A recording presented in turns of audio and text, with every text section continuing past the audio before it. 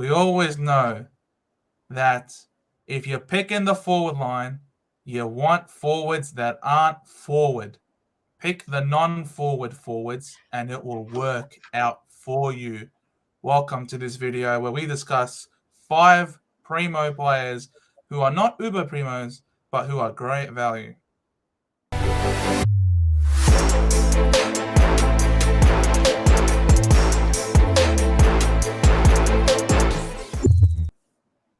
Big J, we want non-forward forwards, yes?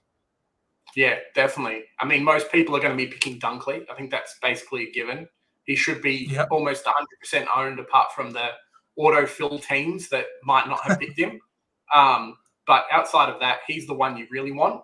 Like you're saying at the start, this episode's about the other guys. There's Heaney, there's Canelio, who are a little bit more expensive than the players we're looking at, and you might be able to pick them up a bit cheaper. But we'll see how we go.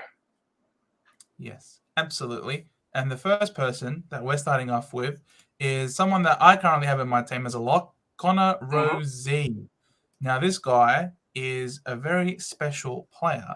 And if you talk to Port Adelaide supporters, you will tell them that they will tell you, should I say, that this move of Rozee into midfield is very, very overdue. This guy is a sensational player. And the reason why we're talking about him is because we saw him have a lot more midfield minutes last year. It was the best season of his career, both playing-wise and Supercoach-wise. He bumped up his average Supercoach scores up by 20 points every game last year, and that coincides with that increase in the centre bounce attendances.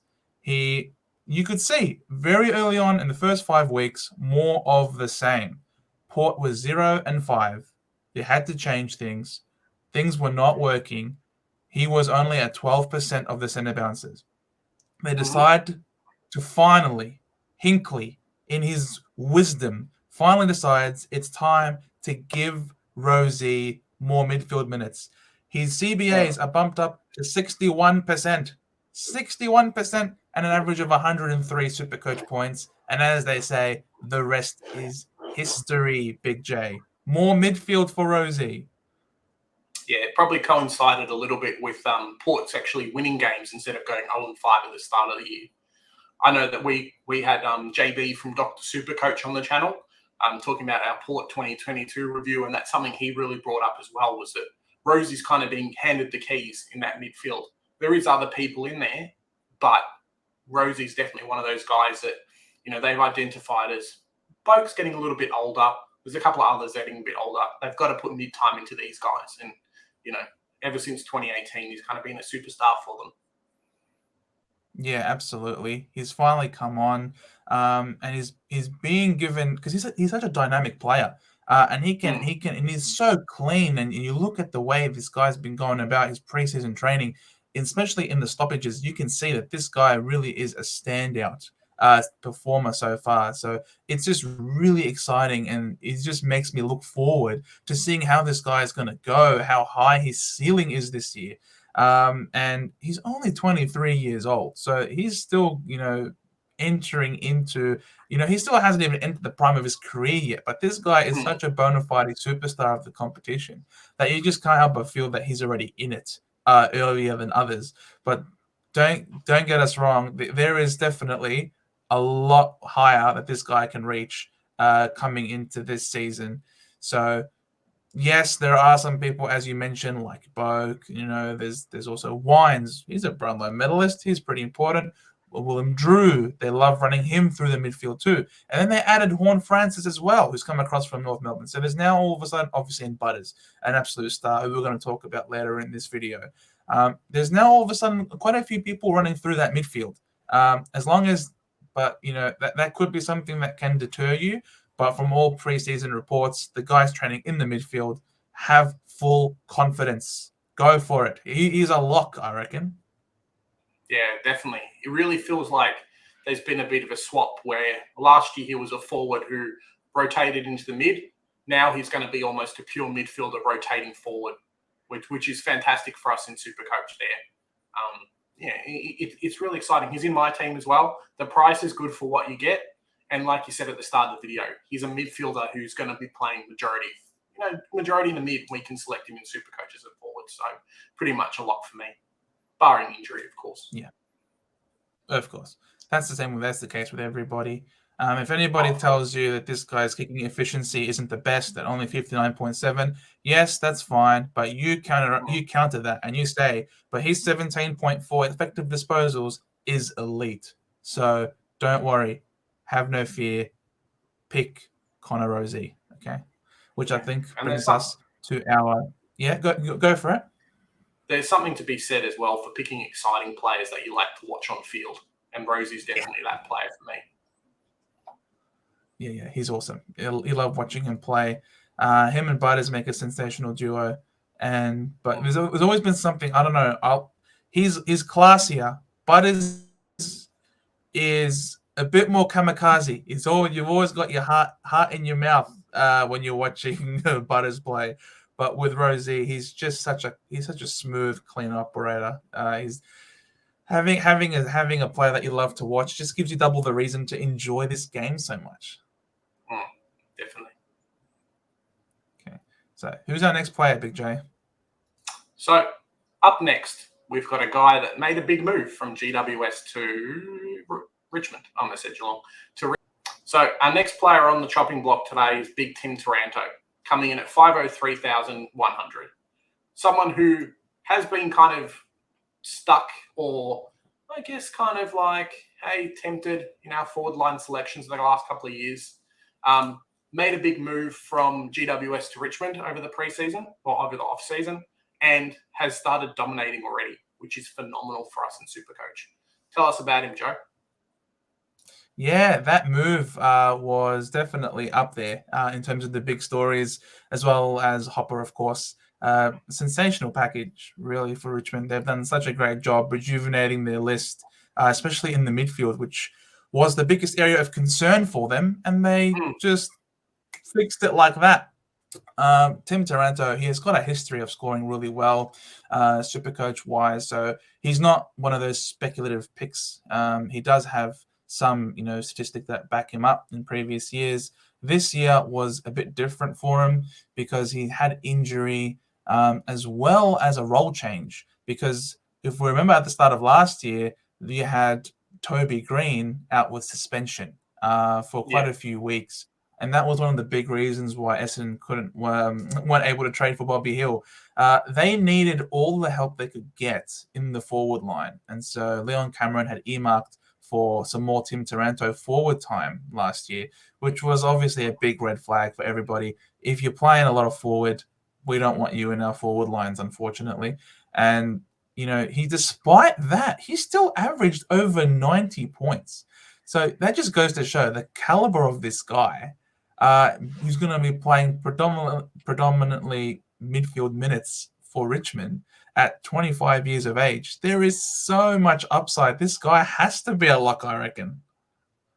Yeah, definitely. Especially coming to a team that's kind of identified him as a real need, means that as opposed to a few players who, we picked you up because you're a fringe and we need depth, he's going to be one who's going to be getting a lot of the ball every week. Dusty's not the same player as he was. There's a few other guys through that midfield who are getting a bit older, and Taranto and the likes of Hopper are the guys that are going to carry them through. Yeah, absolutely.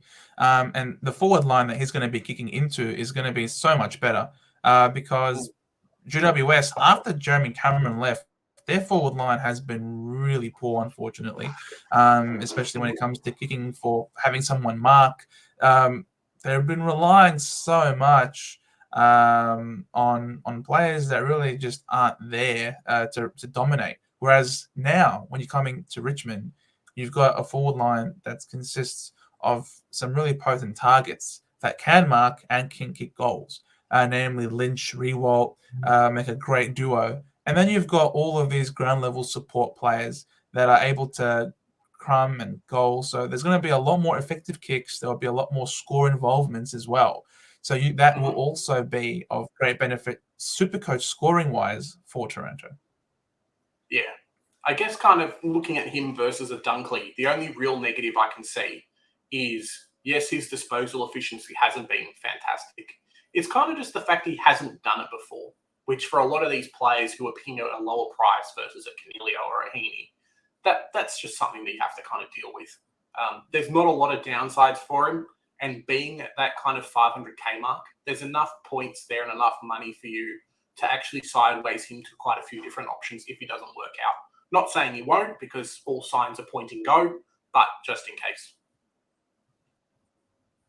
Yeah, I mean, he won their time trial twice, I'm pretty sure, in this preseason. So he's well and truly flying, really starting off on a positive note. It seems that the injury that plagued him last year at the Giants as well, and he seems to be well and truly over it.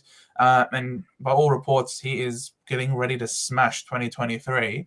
And he's going to be very widely selected. So if you're not going to back him in, you're not going to be along with him, that's going to be an antipod for you. And when he succeeds, or should I say if, nothing is guaranteed in life apart from death and taxes. But so if he was to succeed, you're going to be missing out, and you will be definitely falling behind everybody else. So I understand that his disposal efficiency isn't the best. He's ranked 11th in the game for clangers. I understand all that, but that won't be a hindrance to him in this game, this current season, because he's kicking into a better forward line, and that just suits Richmond's game style a lot better. That chaos kick, inside forward 50. They love that surge mentality. He really fits in perfectly. He'll never be subbed out, and he'll never be subbed on either. This guy he's well and truly a very valuable selection, I think, especially for the price. Yeah, I definitely agree there. Cool. So the next player on our list of who we're going to talk about is Dylan Moore from the Hawthorn Footy Club at $521,000. This guy sort of came out of the clouds a bit this year. I don't think many people predicted that Dylan Moore was going to be such a great performer last year. Yeah, it really feels like, obviously, Newcomb we saw at Hawthorn doing really well. Moore was someone else who played a lot of mid-time, a little bit of forward, who really, really stepped up. There was opportunity at the Hawks for a lot of ball to a lot of players, and I really feel like Moore was kind of one of those guys that Sam Mitchell came in and said, yep, you're going to be helping us in the future. Yeah, it was the best season of his career, well and truly. There's definitely been a lot of change taking place at the Hawks. A lot of senior players are being moved on, and you can see that Sam Mitchell is really looking to develop the next rung of players as quickly as possible. And Moore, well and truly, this was his best performance of his career, both just playing wise as well as Supercoach wise. He had boosted up his average by about 18 points a game as well. And he was ranked 9th in the competition for tackles inside 50 per game and 6th overall. So you can see that despite getting more midfield minutes, which was bumped up by about 11% this year, he was still able to push forward and put a lot of pressure and cause turnovers and tackle. And we love tackles in this game. Tackles, free extra points. And if you're a forward with tackles, this is sensational. This is great to see. We don't see enough of it.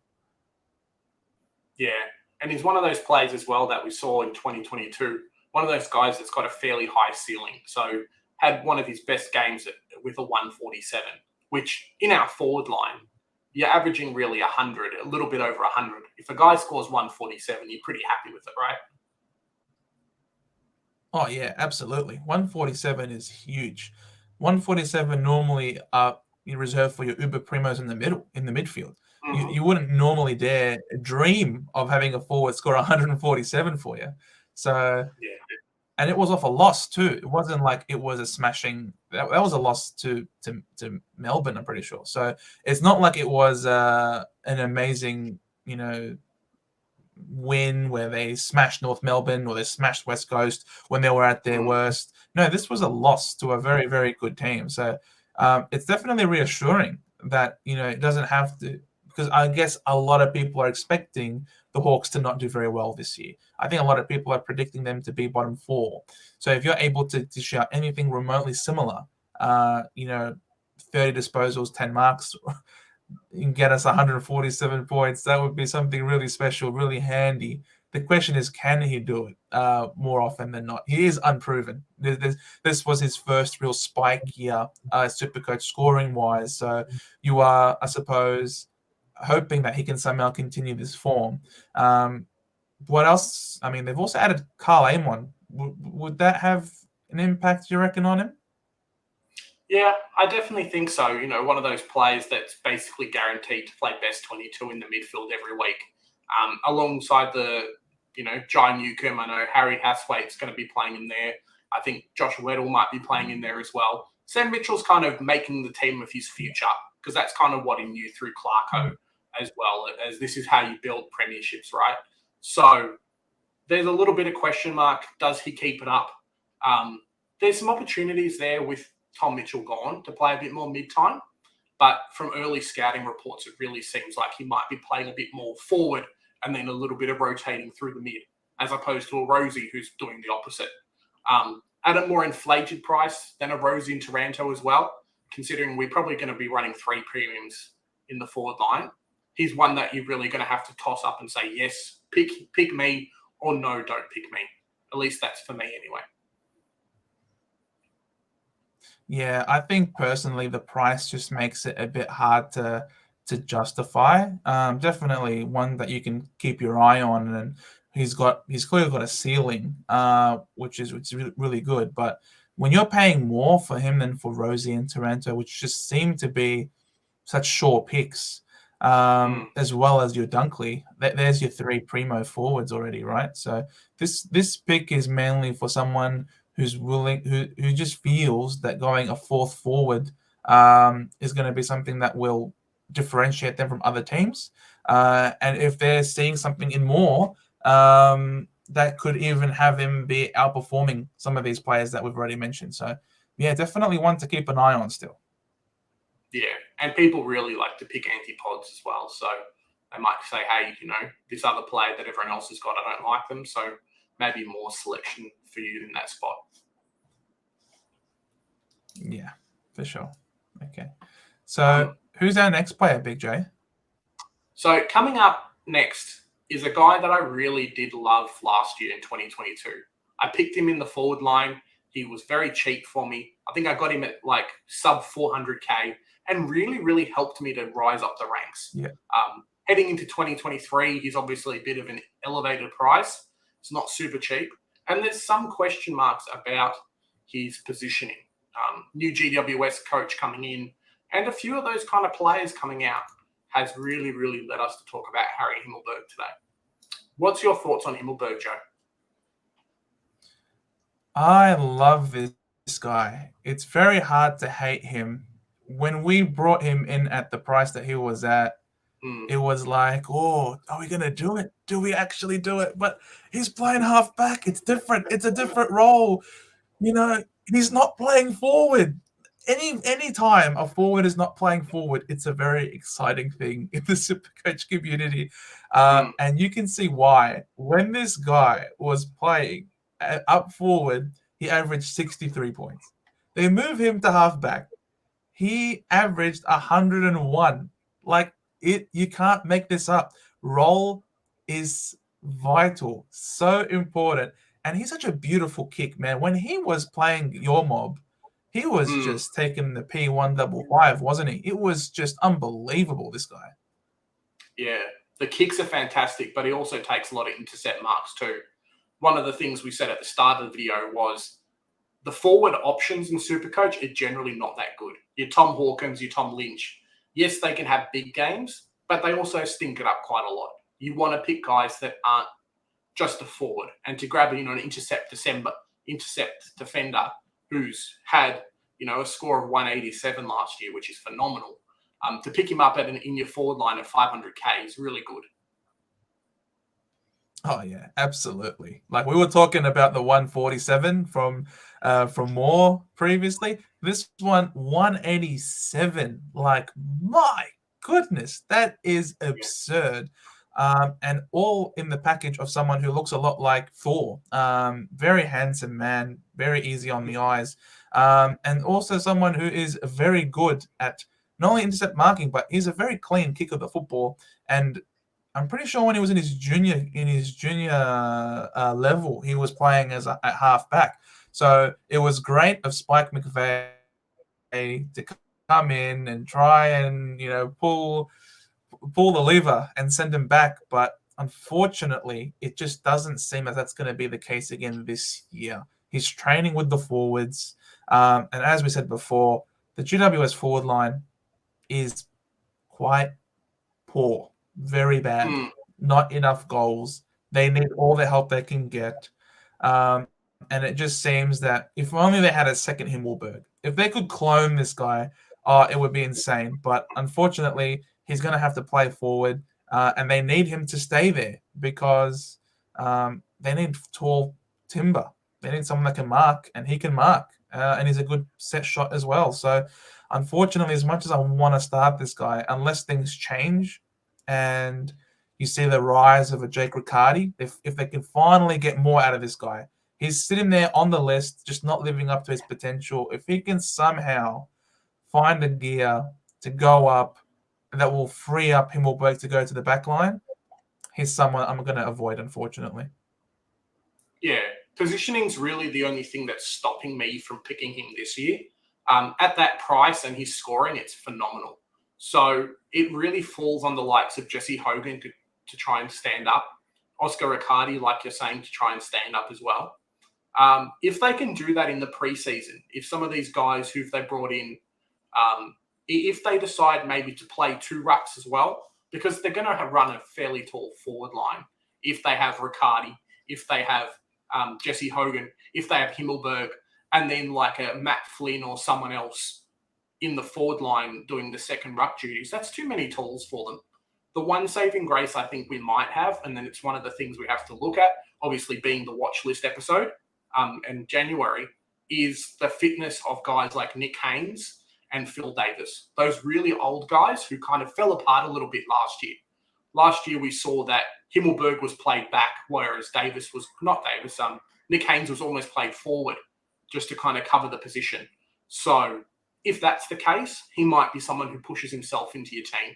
If you're looking for an F4, I think we've kind of locked in the first three with some considerations, of course. And then if you want to play an F4, a guy who you think could probably average higher than 100, Himmelberg's one to look at. One of the things noticeable with Supercoach this year, I think there's only 3 players to start with who their average is actually over 100, Dunkley, Heaney, and Cornelio. So if you can pick someone up who's 50 to 60K cheaper in Himmelberg, it might be an option there, depending on role, of course. Absolutely. So keep your watch out, keep looking, keep tracking with those preseason reports, and fingers crossed that we can see Himmelberg be returned to his rightful position, playing at the halfback, which would be great. But someone who is not going to be playing a halfback is our last player that we're bringing on here that we can discuss. Someone that we mentioned earlier in the episode, Zak Butters. What a sensational talent he is. This guy, when you think of Port Adelaide, you think of Butters, you think of Boak, you think of Rozee. I think these are the 3 people that you think of when or maybe Charlie Dixon as well. I can't sell this guy short. He is such a special talent, isn't he? Yeah, really, really big excitement machine as well. One of those guys I think Port picked up alongside Dersman and Rozee in 2018. He's kind of gone strength to strength for me.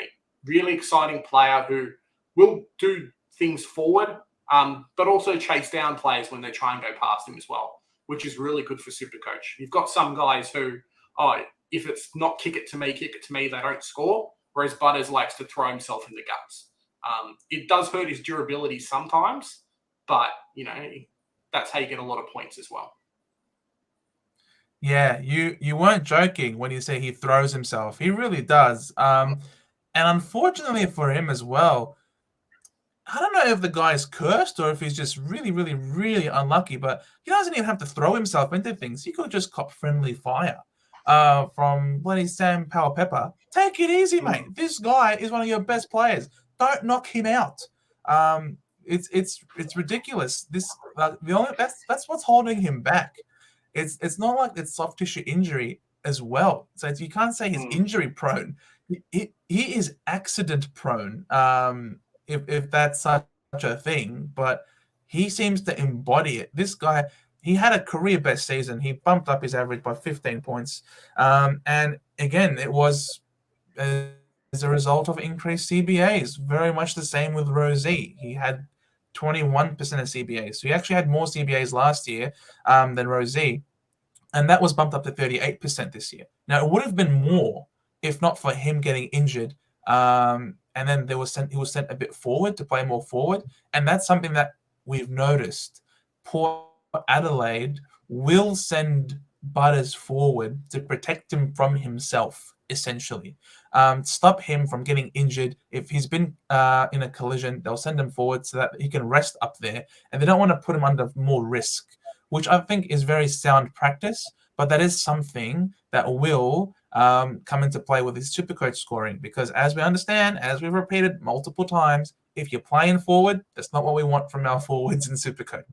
We want more midfield and more defense. Yeah, definitely. It was a bit like those Tim English owners like myself last year, where whenever he got a knock or got knocked over, you were like, what's happening? Is my player surviving? Same with Butters. You know, he'd go in for a tackle or something, kind of put his head in a little bit, you get a bit of whiplash, and then, oh man, is this guy going to be out for the next 2 weeks? So speaking to JB from Dr. Supercoach, I know we referenced him in the Rozee part. I think Butters may be kind of a little bit of the opposite of Rozee, where Butters will play more forward and then rotate through the mids, just because they're a bit stacked in that position. Maybe the inclusion of like a Rioli kind of pushes him out a little bit to more of a mid-only role, but that's kind of time to tell as well. There's a little bit of negatives as well. So we look at Taranto being 503K. We look at Rozee being like 513. Butters comes in at 529. And that's almost too expensive for us to kind of start him when there's better options there. There is someone there to watch. If he comes out and dominates the preseason, if something happens to Rozee or someone else in that midfield and Butters comes in, it's a real option for us. But just right now, I think there's some other players I'm going to pick before him. What about you? Yeah, I agree wholeheartedly. This guy was well and truly, I think, a lock last year when he started off with a price of 443,000, and now here he comes in at like 530. It's a lot more expensive, and for someone who is very accident prone, it is quite a price to pay, especially when you have other options that are cheaper, like we've mentioned before. So he's one that I'm still going to keep an eye on. I'm not going to completely discount him, but at this point, he's probably not going to be in my starting team. Of course, it's still January. Things can play out, but I'm leaning against it right now. Yeah, for me too. Perfect. Awesome. So that is our discussion of the 5 players that are the next rung down in the forward line, some that can offer you quite a bit of value. And I think at least 2 of these players in this list will feature in everybody who is serious about Supercoach, I think. Yeah, definitely. Remember, we don't really want to stack the forward line with a lot of really expensive players. There's a few really good mid-prices who we're going to touch on in a later episode, but also the DPP changes really hit us in 2022. We got guys like Parker and Bont who were really good in that forward line, midfielders as well who played in the forward, and you've got to kind of keep some space open for them. You don't want to be the guy that's got a Dylan Moore, for example, or a Heaney or somebody, and then Bont comes in and you can't afford him, or you don't want to trade out your guy who you would have considered to be a premium if it didn't happen. So just something to kind of watch out for. Yeah, not only just the mids, but you also get forward eligibility for rucks as well, especially when you have definitely. like some Marshall because of the injuries at St Kilda. Yes, he's ruck only eligible now, but if he's going to have a lot of forward rotations to help fill the void, then he could also become forward eligible. So that's also something, and English was also forward eligible last year. So that's also something that you got to keep an eye out for. Don't stack too far and too hard. Play the value game. And I think some of these options here will tick those boxes for you. So please stay tuned for the rest of the episodes that are going to come out. We're talking more Supercoach, more value, as well as rookies and mid-prices to come. So please like, share, subscribe, all that jazz. Any final words, Big J? Nah, just kind of, guys, if you see any other people who you might think are really good options, type it down in the comments and we'll get back to you and kind of give us your thoughts as well. So, yeah, just something there for you. All right, perfect. See you guys in the next one.